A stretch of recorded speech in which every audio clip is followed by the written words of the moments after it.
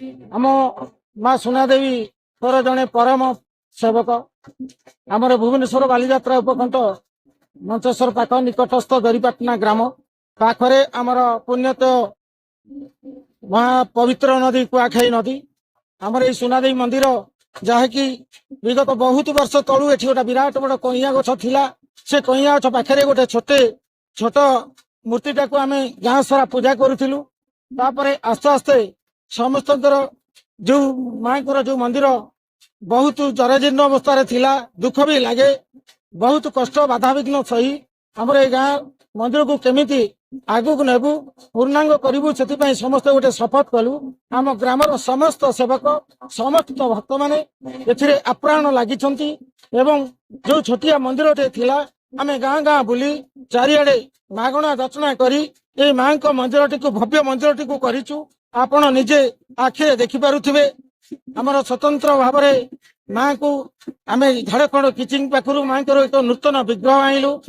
नूतन विग्रह को प्राण प्रतिष्ठा करने आज हूँ आमर 16 तारीख जहाँकि यही माँ दरबार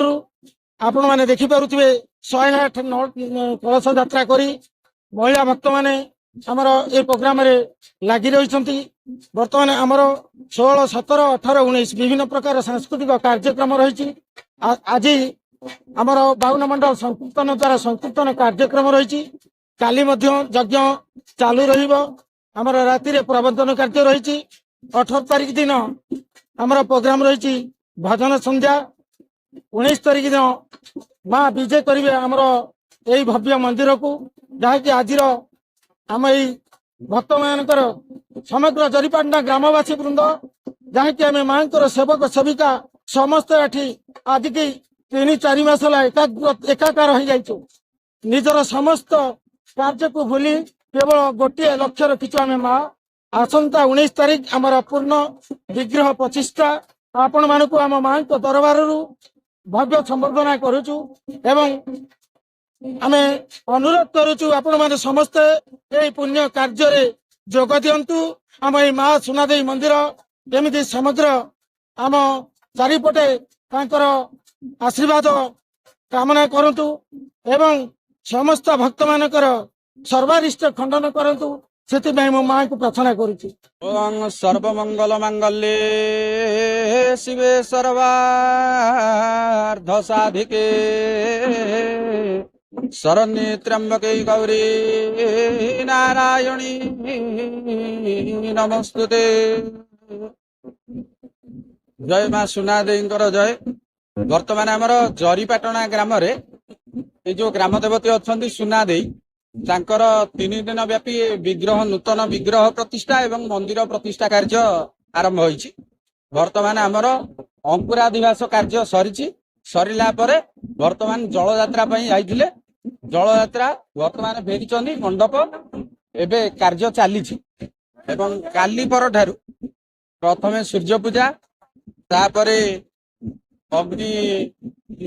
कुंड पूजा होई अग्नि स्थापन है देवींर किसी आहुति हे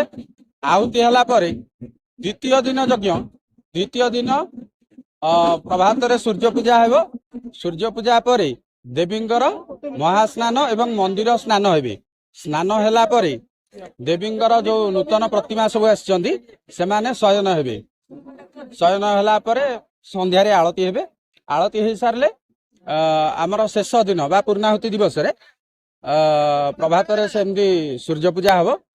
देवींर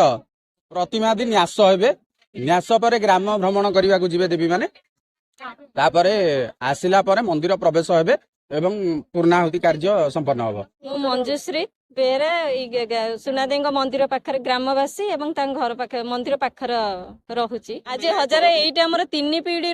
मंदिर हो गलानी मो अनुभूति जो पूर्व कथा शुणी